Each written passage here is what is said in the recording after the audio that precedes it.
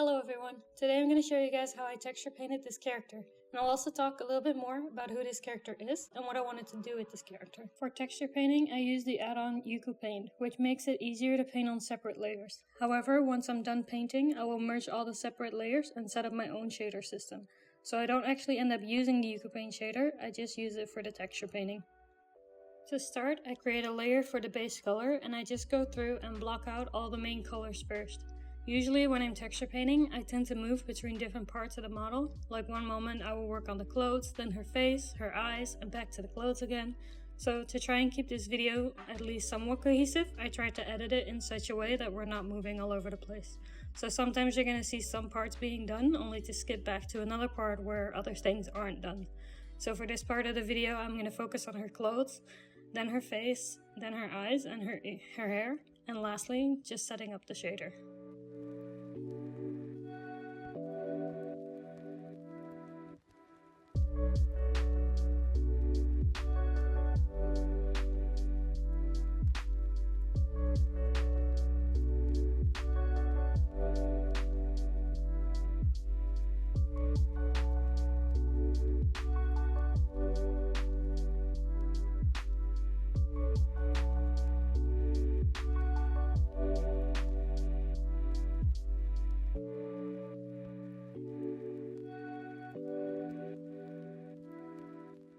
Right now you can see me painting these edges on the clothing, and while I do keep all of this texture painting, I eventually decided to model these in, just because I thought it would look better if they actually had some depth to them.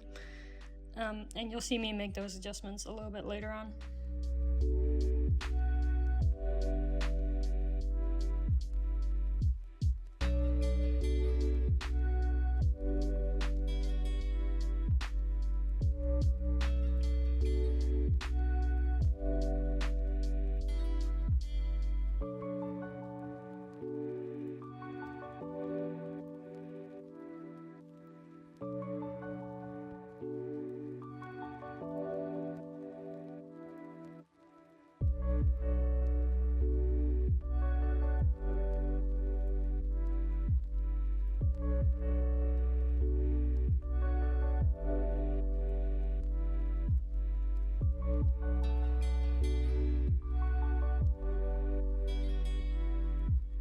When I paint in the shadows, I paint them on a separate layer with the blend mode set to multiply, and I pick a color that's just a little bit darker and a little bit more saturated than the base color. I start off with the strength of the brush set pretty low, and I build up the shadows gradually. At this early stage, I tend to keep the shadows looking fairly soft, and I will add more texture and details later on.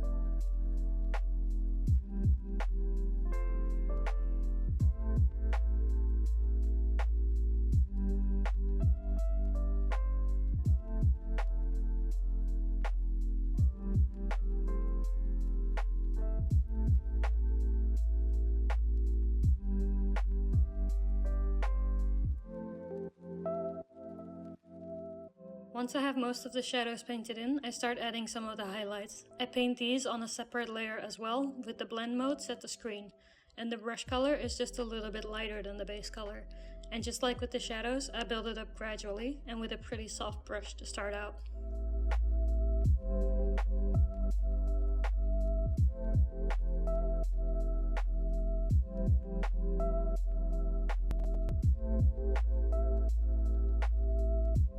Since I've gotten a couple requests already for certain video topics, I guess I'll talk a little bit more about my plan for this project and for my channel. I've been modeling, texture painting, and rigging characters in Blender for about 3 years now, and I'm pretty confident and comfortable with the whole character making process.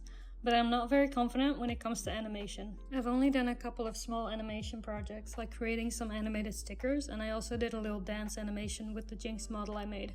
But all of these are just short little loops of about 1 to 2 seconds of animation. So to push my skills, I decided I wanted to work on a short animation of maybe a minute to a couple minutes long to basically force myself to learn animation. On top of that, I also wanted to learn about doing visual effects in Blender. So when I was thinking about what I wanted to do for the animation, I wanted something that would feature a lot of movement for the character and also feature special effects. On top of that, I've always been a big fan of everything fantasy.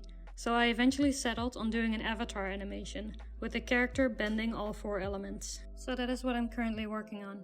And most of the videos on my channel are going to be related to this project. Making the character, making the environment, doing the test animations, figuring out special effects for each element, and eventually putting it all together, until I have a full animation. All of this is going to take time, and a lot of trial and error as I figure out how to learn and do all of these things. Because of this, I don't really know when I'll have time to work on individual video requests. I will probably try and work on at least a couple of them alongside this project, since that'll also give me something to work on when I need a break from this project. But the majority of videos on my channel are going to be related to this project, so I hope you guys are interested in watching me kind of learn as I go. I also want to thank all of you who have subscribed over the past 2 months or so. At the time of recording this, I just reached 1,000 subscribers, and which on the grand scheme of YouTube might not be that much, but it sure feels like a lot, and it's a pretty awesome milestone to reach, and it's definitely encouraging me to keep going, so thank you.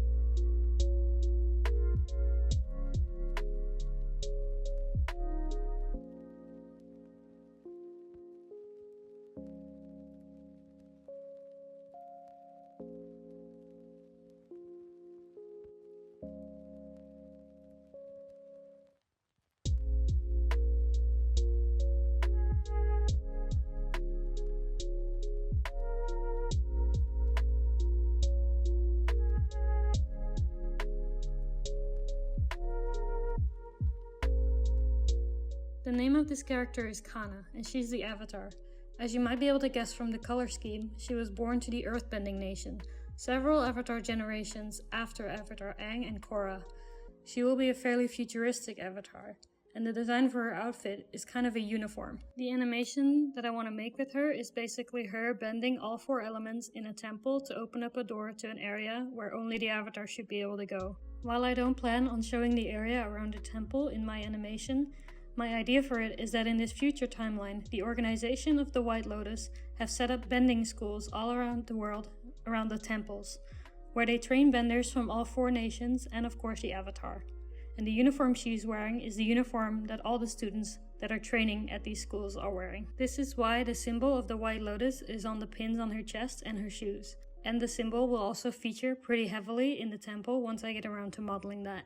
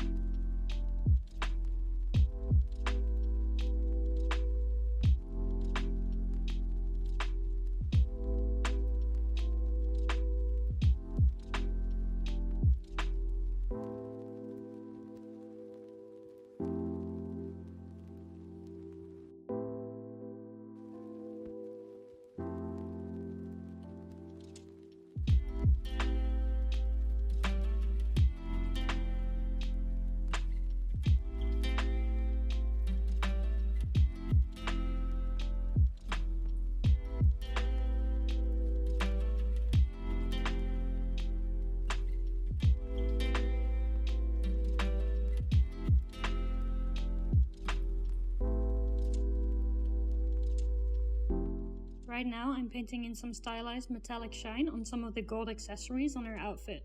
I paint these on a separate layer with the blend mode set to add. For the brush, the blend mode is initially set to mix, but once I start adding in some final details, I will also switch to add, just to really push the values of the colors, which can help give it that metallic kind of glowy sheen.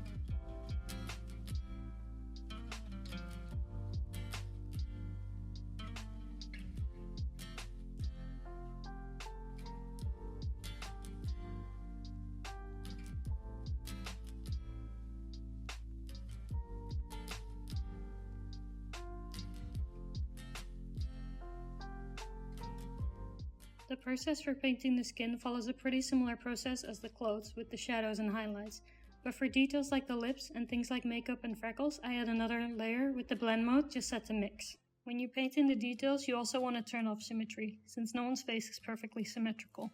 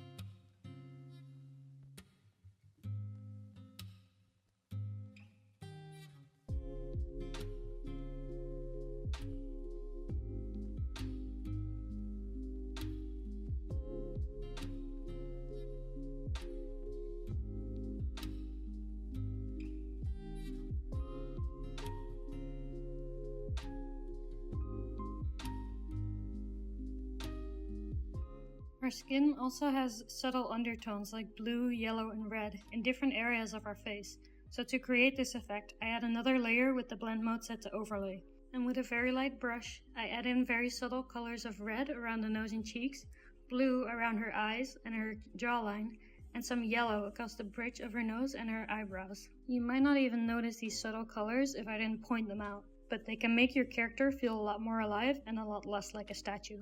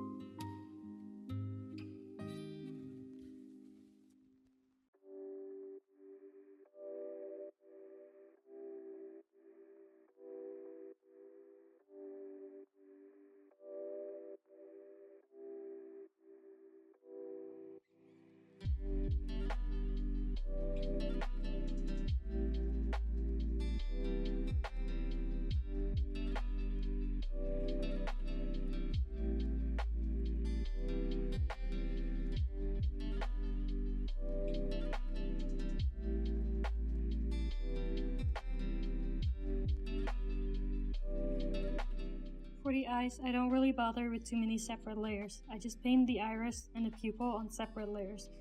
However, I end up getting rid of the painted pupil later on and use a separate mesh instead. Initially, the eyeball is just a sphere, however, later on I actually end up making the iris cave inwards, which can make the eye look a little bit more realistic.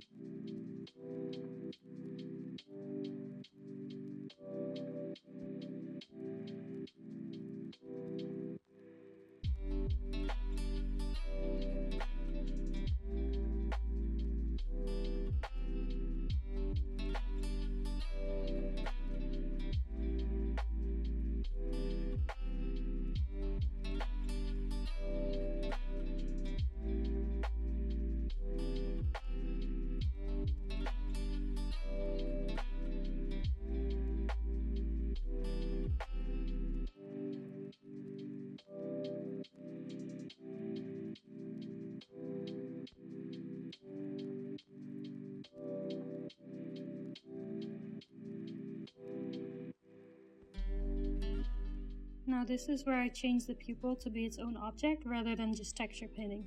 I mostly do this because it will let me adjust the size of the pupils a bit more easily and cleanly once I rig and animate this.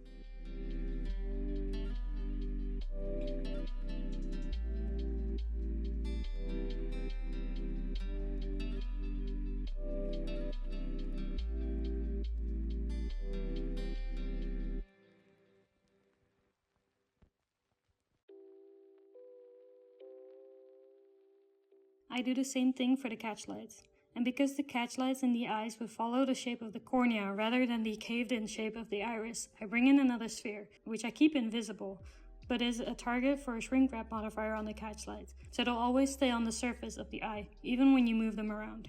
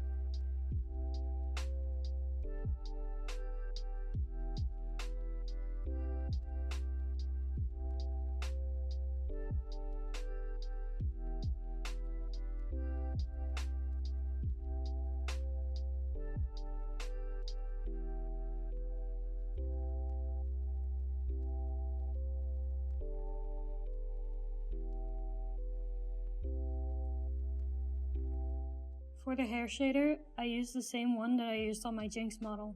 I'm not going to go into the details of how the shader works, because that would be a whole video on its own. But the shader is based on the same shader that Brand Sculpt shows you how to set up in his character sculpting tutorial. I will leave a link for that video in the description. I just made some adjustments to it to make it a bit more stylized. And the anisotropic highlight is based on the Toon Shader tutorial from Lightning Boy Studio. Again, I just tweaked it a bit to match what I want, but I'll leave the link to that video in the description as well. If you guys want me to make a more detailed video for this hair setup, let me know in the comments and I can see about adding that to my list of video topics. For those of you wondering why I'm not using hair curves, I did initially plan on switching to hair curves, but unfortunately when I was trying to set that up, I was having some problems with Blender crashing over and over, which might have had something to do with the new update and some outdated drivers on my PC, but I'm not really sure. So for now, I will stick with the mesh and the shader since it's not making my Blender crash.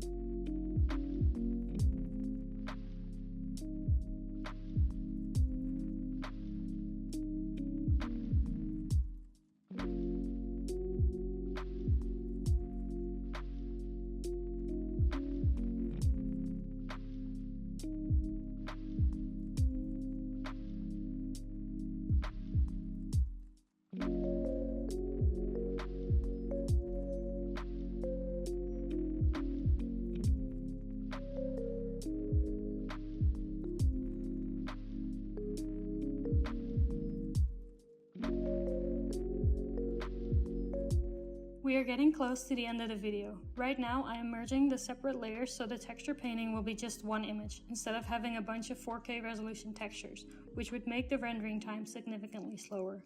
The only layer I don't merge is the ambient occlusion layer, as I want to be able to play with the settings for that separately from the main texture.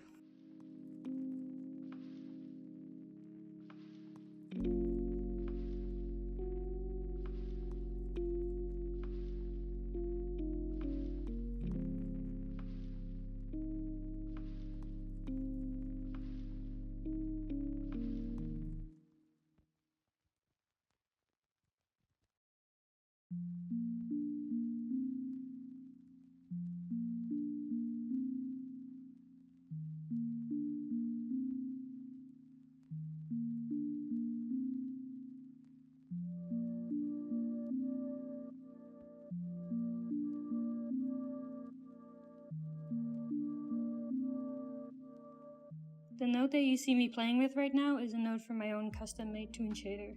I might make a video for that shader eventually, but it's largely based on Lightning Boy Studio's Toon shader that I customized for my own setup.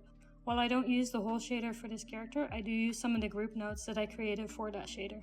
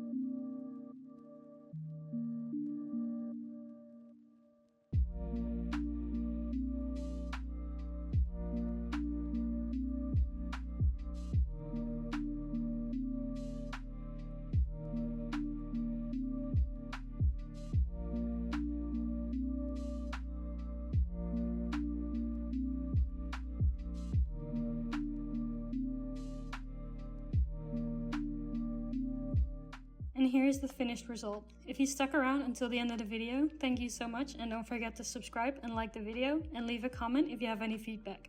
And I'll see you all in the next video. Bye!